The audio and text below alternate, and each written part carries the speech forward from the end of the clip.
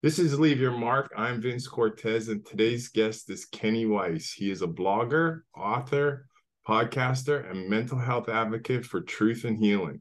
He specializes in helping people heal from their emotional hurts and pain from their past so they can love themselves and live in their authentic selves.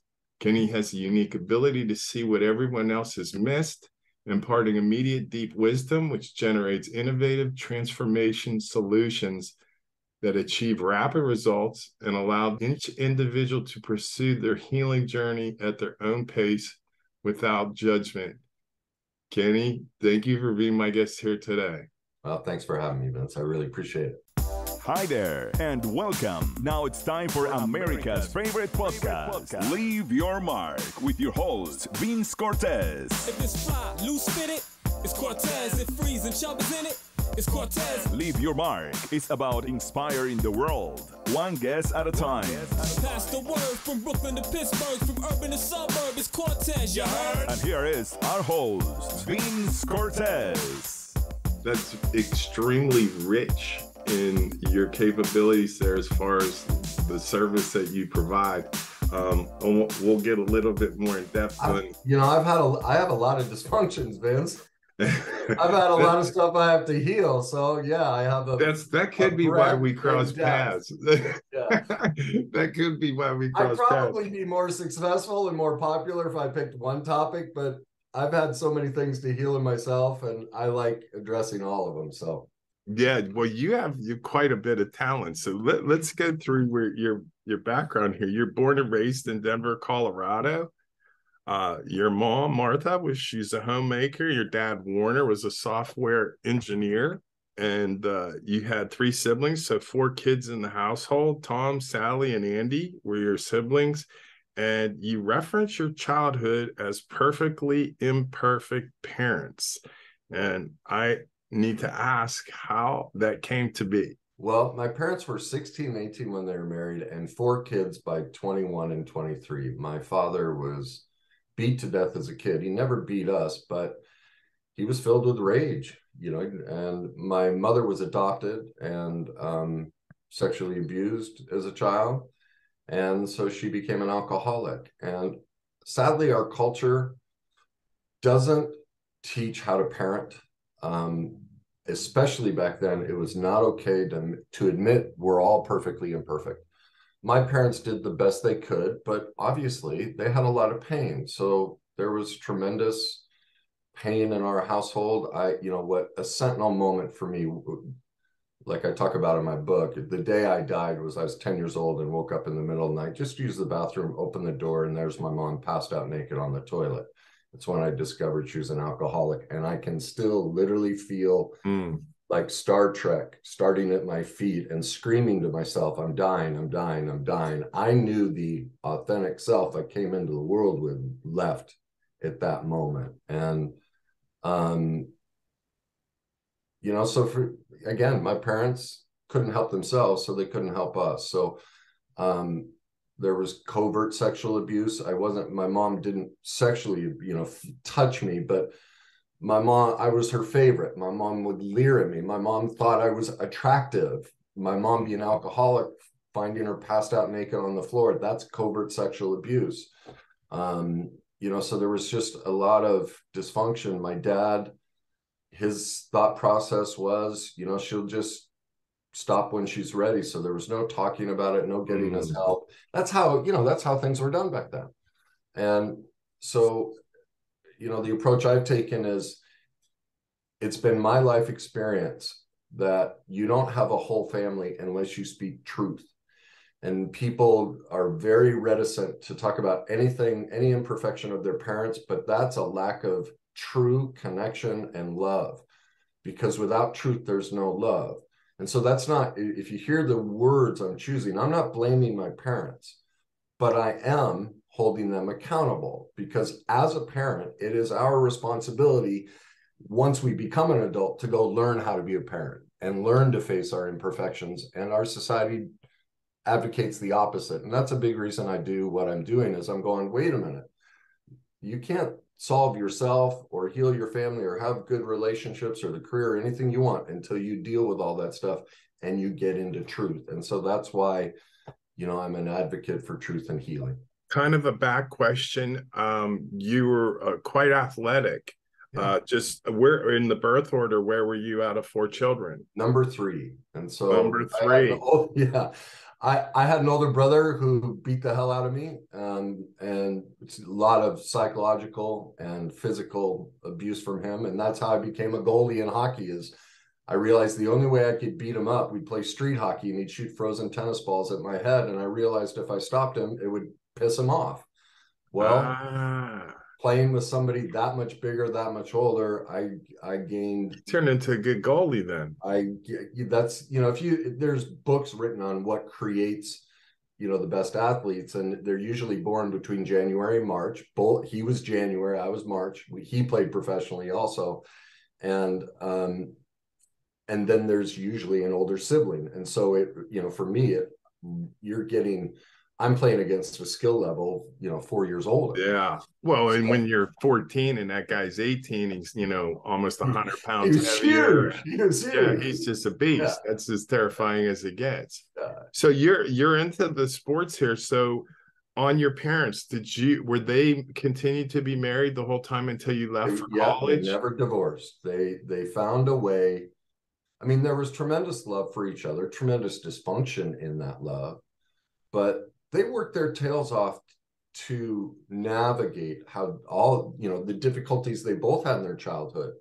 And they both adored each other.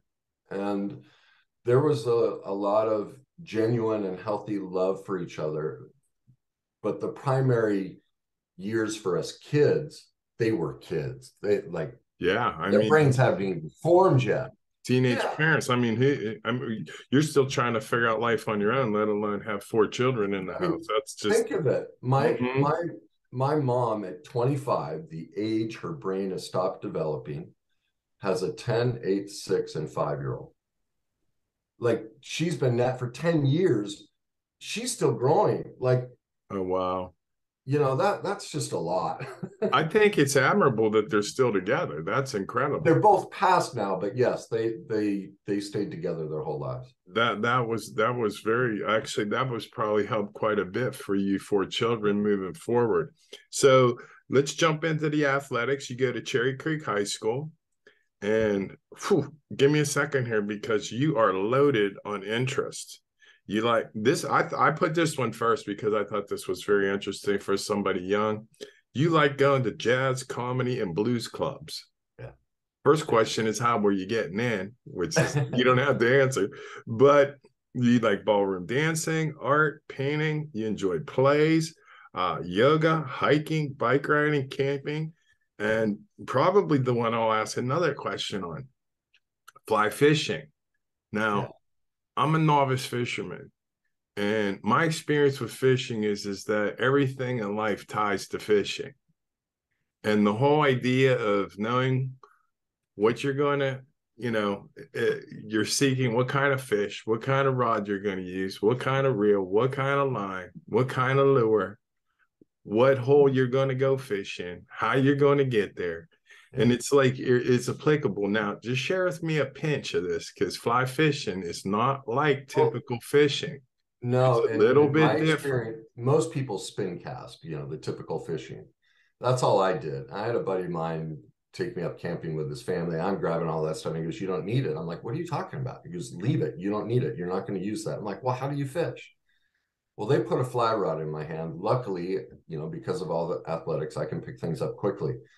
And I'm telling you, the day a person puts a fly rod in their hand and they start working that line and they lay it in the water and they see that fly floating, and you learn to put it in a pocket, and you see, I don't care if the fish is 6 inches, it comes catapulting out of the water, snatches that fly, and the line is so thin, the rod's just like, you think you've got a shark.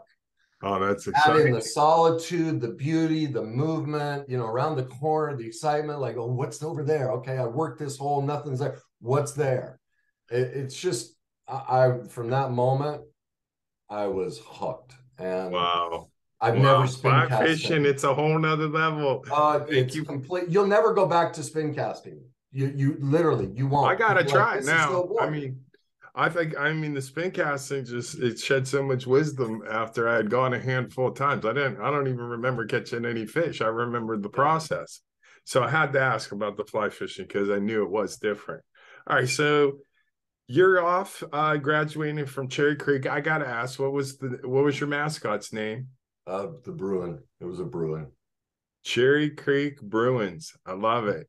Okay, yeah. And you're in Colorado, so we're working it to get the so now it's time to graduate, and you go play junior hockey in Canada.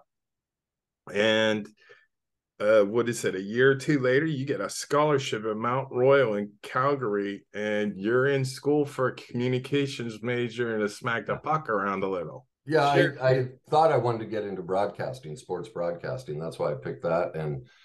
And you have to remember, back in the 80s, the NHL was 98% Canadian. My older brother went to play junior there up in Canada as well. So us from America, and especially from Colorado, not Minnesota, those northeastern states, a person playing hockey from Colorado is akin, back then in that time, is like the African bobsledders in the 80s or 90s. Oh, wow. The Olympics. It was just like, what?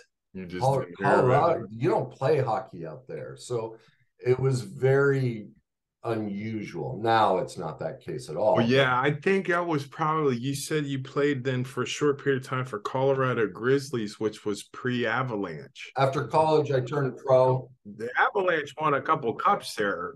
They came in and new franchise. They won pretty quickly after they were formed. But I felt like that was the merging. Quebec, just as like they were right on the edge of being great. They left Quebec, made a couple trades. And then, they just, for the next 5 or so years, Joe Sakic, and they had a couple other good guys. They were just dominating. Patrick Wall. Yeah, that was an impressive. But that was also, I think, the conduit to the West Coast hockey, because wasn't Gretzky over at the Kings after they that's what everybody in Edmonton? That's what changed it. That's I what thought it started to shift forever. It was like 80. Is it 87? He got traded to LA. I can't remember exactly.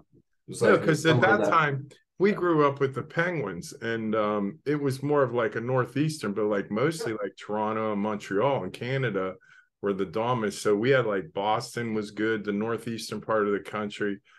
Pittsburgh eventually would get good, but and Detroit were the primary teams until what we're talking about shows up. So it's much more diverse. You got them coming. I mean, what's Tampa Bay Lightning doing? But I don't want to get sidetracked. So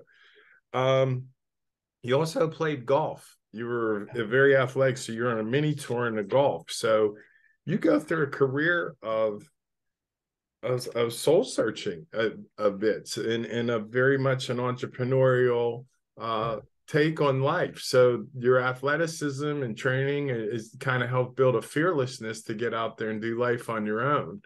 Connect with us on LinkedIn. Be our friend on Facebook. Follow us on Twitter and Instagram. You are listening to Vince Cortese. We just want you to leave your mark. I do want to ask you, though, how do you arrive officially at what you're currently doing? Yeah, that's a great question. As I see now, I never wanted to play either sport professionally, or, I built homes and custom. Every career before then was, as I see now, me trying to show me how life works, the stuff that I now teach. I didn't realize my book is called Your Journey to Success. It really should be called Your Journey to Yourself, because that's what I've discovered is all we ever do is relive our childhood trauma against ourselves. It's like a 3D movie playing out in front of us. Wow. But we're missing the glasses. And if you've ever done that, you notice the colors are distorted. But since we've watched movies, we kind of know what's going on. Well, that's how everyone lives their life. Because we've had parents and seen relationships and stuff, we kind of know what's going on, but our life never really quite makes sense. So we pick these careers, these relationships, these hobbies, all these different things, and something's always off. Well, we're missing the glasses. Well, I discovered the glasses. And how I did that was after my first divorce. In that marriage, I was both physically and verbally abused and went through a horrific custody battle, bankruptcy, awful stuff. And so I from 20, I was 20 or 21 when I saw my first counselor. I knew back then I had, things weren't right from my childhood. And so I had seen various counselors and started reading things and researching. As I say, I've been researching this stuff for 30 years. I started back in my 20s because I knew something was off. I just didn't know where to look. Well, after that relationship, I ran into a guy named Mike Pinkston. He became my mentor, and I told him a little bit of what's going on, and I just flat out said, I was 38 years old, and I said, Mike, I don't know how to be a man. And wow. He said, Kenny, wow, when I was in your shoes, I went and became an expert. And that phrase clicked. From that moment on, whatever book he mentioned, whatever he said, I had it read before our next meeting. I devoured it. And so I'd see him Thursdays, and there was group Monday nights, and I started to run the group. And this is how I ended up in it. Is every time I'd come in to see him, he's like, I heard about you. I heard it. I'm like, what do you mean? He goes, well, I heard how you worked with this guy in the group and this guy, because it was a conglomerate of therapists, and all the men would go to this group. And so I guess the therapist would talk about stuff. And anyway, I'd only been seeing him a couple months, and I walked in one day and real serious. He said, Kenny, you have a gift. You need to come work for me. He said, I know you didn't finish school. Just get any piece of paper. It doesn't matter what the degree is, but you need a piece of paper, and you need to come work for me. Well, I wasn't ready to do it back then, but that's when the glasses, I started. That was the first time I got a glimpse of the glasses. Now I had a lot more healing and a lot more self-destruction and life lessons to put myself through before I could fully find the glasses and then be able to teach it to others. That's what the next 10 years of my life was like. And so once, at the end of my second marriage, when I was trying to write my kids a suicide note, because the withdrawal and pain of that was so severe, that's when I realized everything when I knew I was writing my kids a note, and I was describing how much pain I was in. I could do that.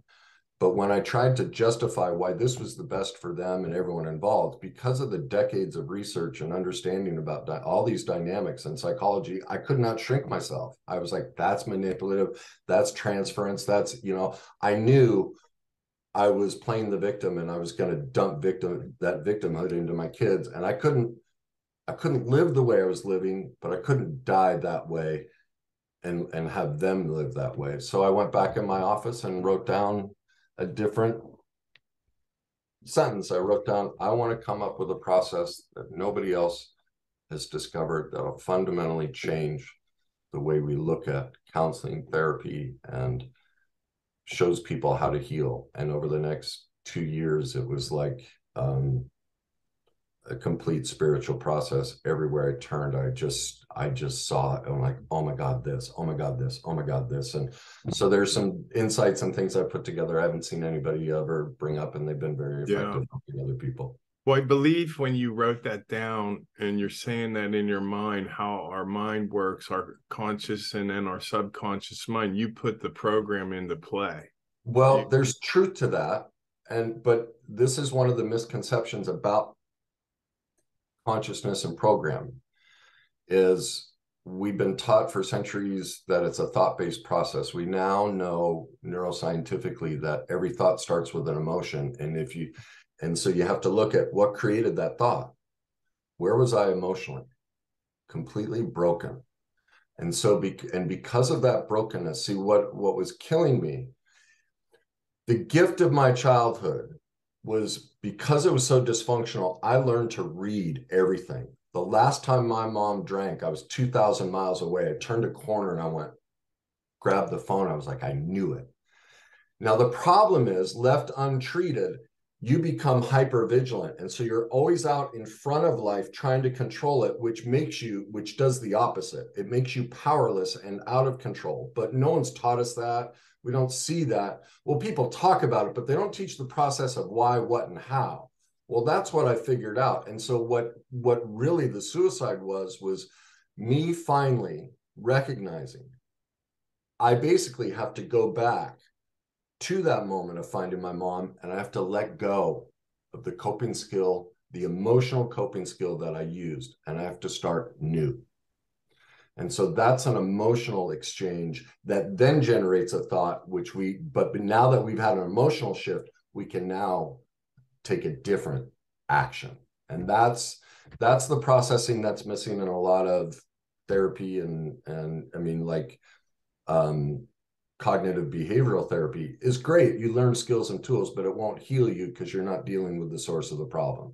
Once you deal with the emotional component and then add that in, it's brilliant. It really skyrockets your ability, but on its own, it's a limited form of helping somebody.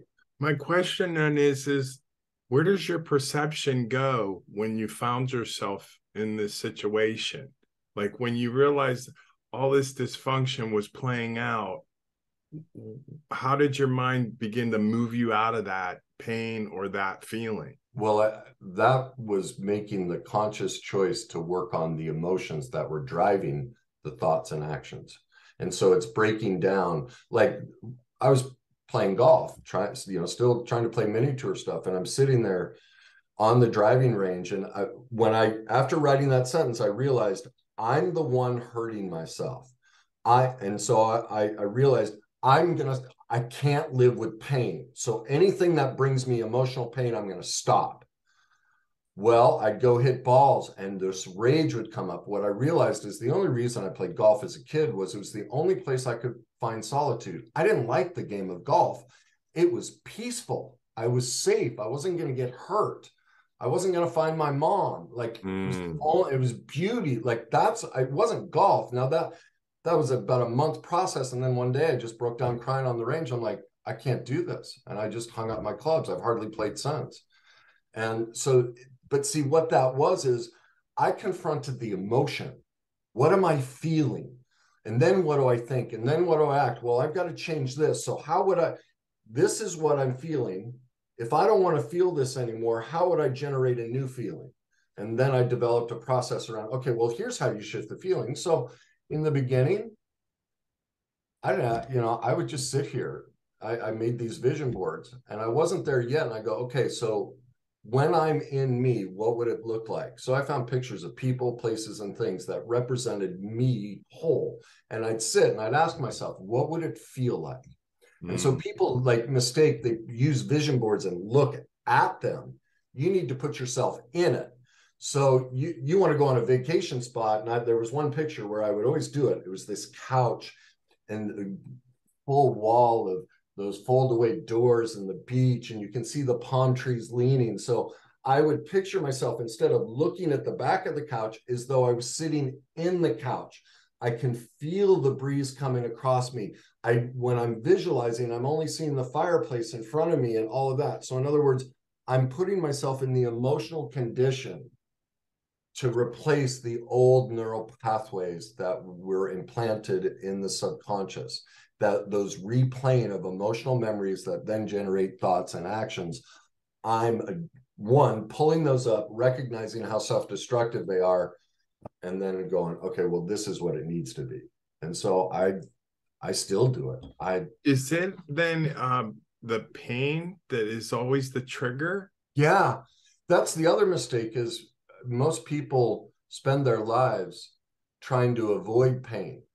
It's the worst thing you can do. It's your greatest Everyone teacher. wants to avoid the darkness. The answer is in the darkness. I went and like Mike said, I went and became an expert in the deepest, darkest, most painful things I've ever experienced. And that's a law of nature. When does the light come? After darkness. Mm-hmm. You can't escape it. Now you can suppress it, repress it, deny it, but your health expresses it, your relationships express it.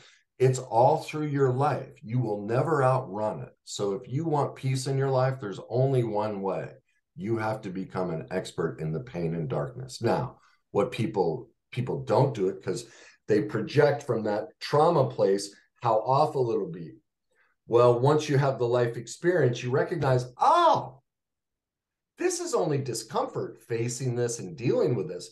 And for the first time, they can look back and go, wow, the avoidance of the darkness and pain, that's where the pain is. That creates all of it, is me sitting here, reliving the pain from the past, projecting it and thinking that's what the future is going to be. But once you take the step, you realize like I say, most of the things we've been taught in life, the answer is in the opposite.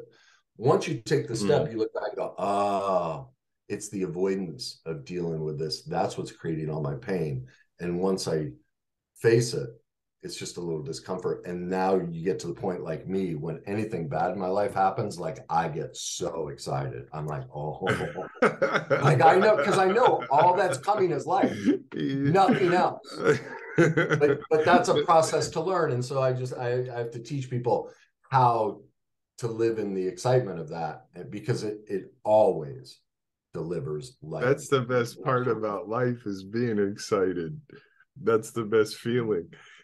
If you are listening from Australia, Florida, or just from around the corner, From East Coast to West Coast outlets, if you're not into the dirty South straight, make a left and body. contact us. Leave your mark with your host, Vince Cortese.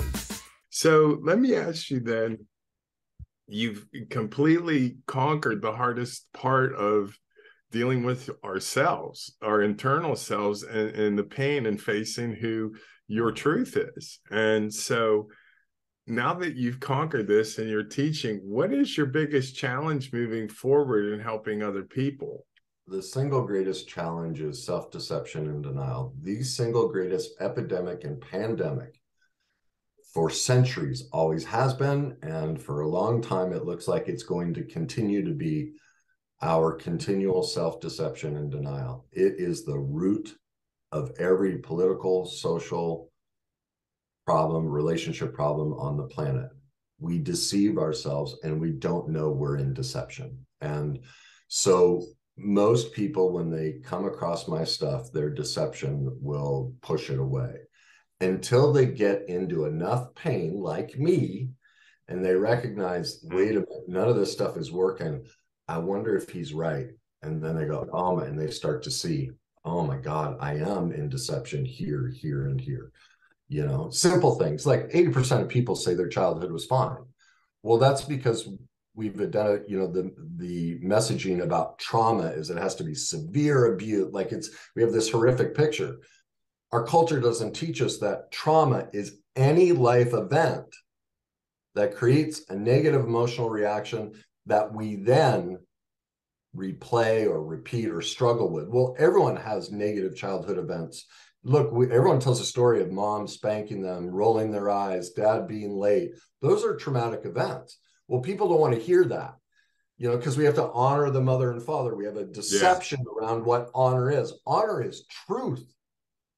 Honor isn't lying and minimizing, suppressing that our parents are human. And even if they had been taught all day, every day, and had a parenting coach right here, the fact that they're human, they are going to make mistakes that traumatize us.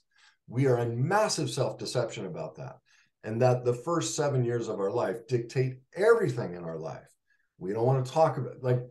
So you can bring up any topic in real short order. I can show you, oh, that's from their childhood. That's parenting. That's a life experience they're replaying. It's everything. So it all circles back to that. And that's a tough truth for people to accept. Now, because it feels like a parent saying you're bad or wrong. And that's why they push it away.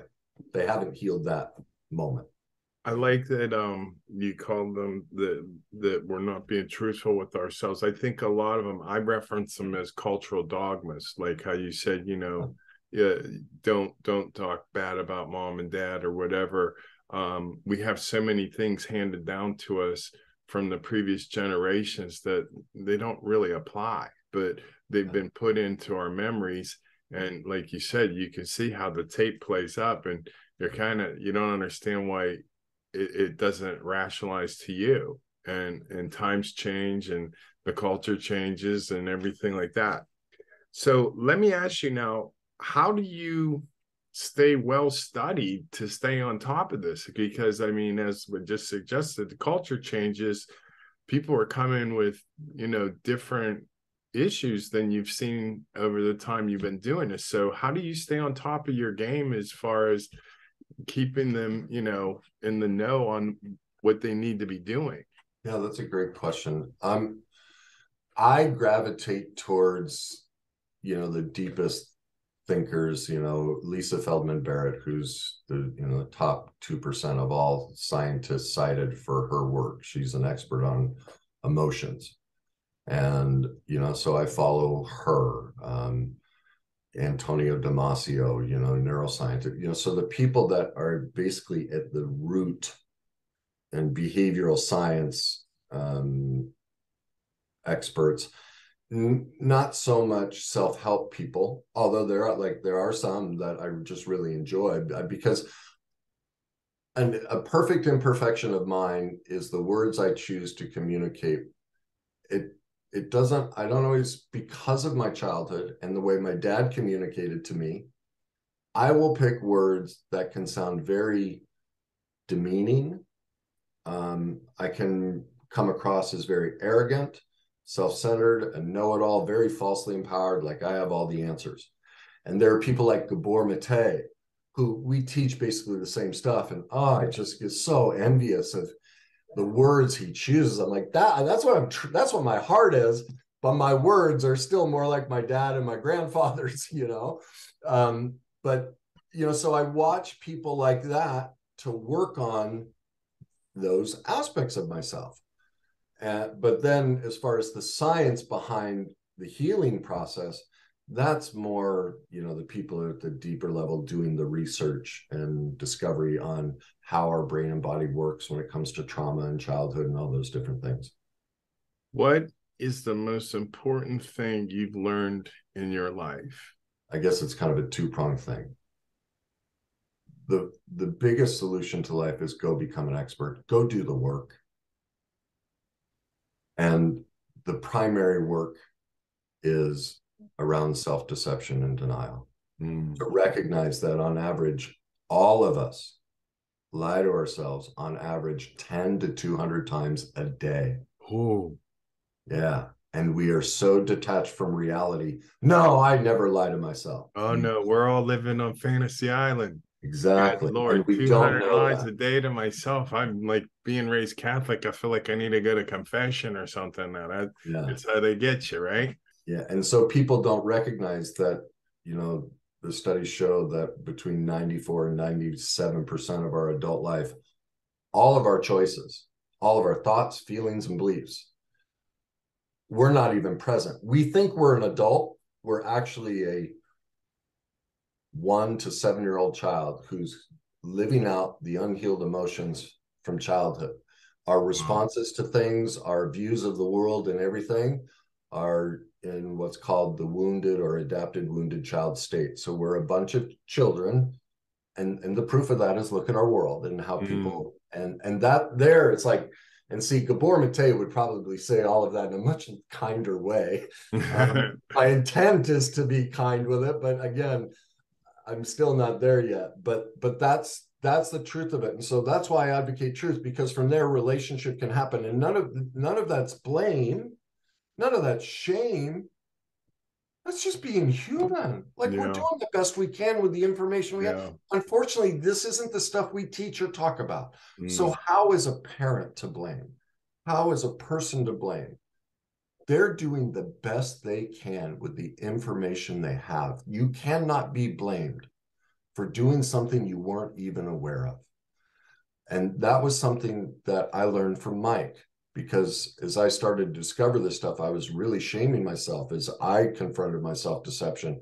He said those exact lines to me, and then he added a caveat. He goes, Kenny, you have to realize that today is the first day in your life you actually have a choice. You were just doing what you knew and the best you could. But now that you have new information, you can choose to throw it away and stay in the deception, or you can choose to learn about it, live in truth. And that's the biggest thing I've learned. And so I've repeatedly chosen to face my deception and do the best I can to live in truth. And I already know that that's impossible all the time, but that's my goal. What was your life before learning this, and what was your life like after? Multiple addictions, divorces, only attracted to abusive women, playing 2 pro sports I never wanted to play, a horrific child custody battle, bankruptcy, 3 days holed up in my apartment contemplating suicide, the typical normal adult life. That's the cost of not learning this stuff. Wow. Since then, I'm at peace. Yeah. And when I'm not at peace, I still experience pain and dark days and all of that, but I know how to navigate them. I'm not afraid of them. I know that they're just part of life. And I'm in pain today. And if I need to do something, I do it. But many times it's just going, oh, so this is pain. Wow. Okay. Yeah, life has pain. It's a great place to be. Yeah. So I have to ask, what is the best compliment you've ever received with your work? Gosh, I don't know. Because while I appreciate, of course people have complimented me, and I know that I have an impact in their life, but ultimately all I am is a facilitator.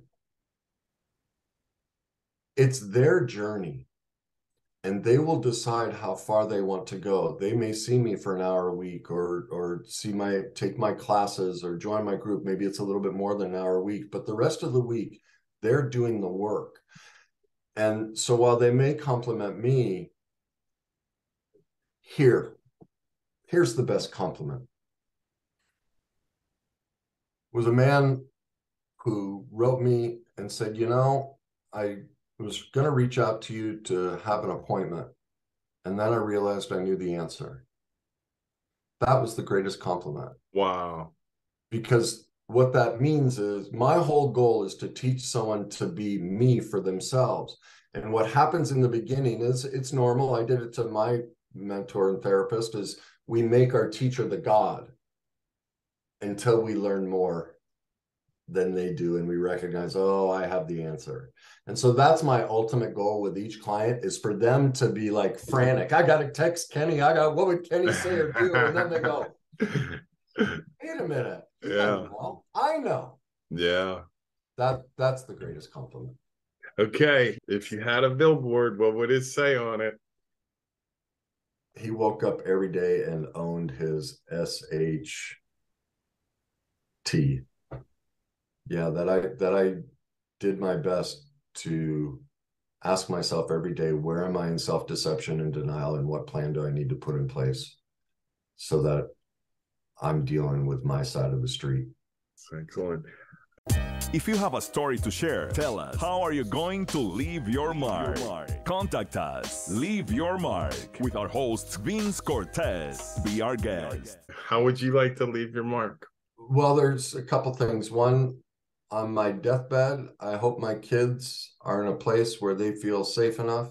And I hope I've been a parent who they can unload all of my perfect imperfections. They can express them and be free of them. And there can be a conversation so that they're unburdened and they feel heard, loved, and accepted, even if I don't have a memory of it or I may disagree with it, that they know, oh, wow, this, like, my dad loved me. He wanted to hear this, and it was okay for us to talk about it. He was safe enough to hear about his imperfections. That's probably the ultimate one, is continuing to grow into a place. And if my kids need that, I'm that man and father for them. As far as other things outside of me, it's about trying to find a way to communicate this stuff in a soft, loving way so people choose to face their self-deception and denial. And also to give people permission to pursue the darkness and the pain in their life. Wow. And so that's why in all my videos, my book, everything, I use my life story to teach the concepts. I do that on purpose. It can be very affrontive because it's so intimate, and we're going to YouTube and it's like, God, I don't want to listen. This guy's too screwed up. Like, most people don't do that. Those are really deep in it, but that's why I choose it. Is no, we need a model of what it looks like. And so on, you know, and so many people that do this, they try to get up here, and I'm like, oh, no. This only works if you recognize there's no difference between us. And so my goal is, by sharing all of that they don't have to live in the shame and guilt, that it's okay. We're all perfectly imperfect. We all have wounds and scars. And again, it's truth. And with truth, relationship can happen. And so that to me is, you know, the kind of bigger world thing of, at least in my experience and my guesstimation, we won't achieve the relationships we want with family and spouses until we make that a priority. And so I'm trying to offer a possibility on what that might look like and how to go about it. I think you're doing a great job. Thank you. You're doing a great job. The courageousness to put yourself out there like that and know consciously that that's what you're doing and that's what heals. It's like you said in the beginning, and we're introducing you, found intuitive ways to make this happen for people and the ability to get us there quicker. We thank you for being courageous enough to find it yourself, to share it with us. Thank you for the opportunity to share it and reach people I'd never reach, who may one day wake up and go, you know, I think I want to give that a try. And my hope is it helps them.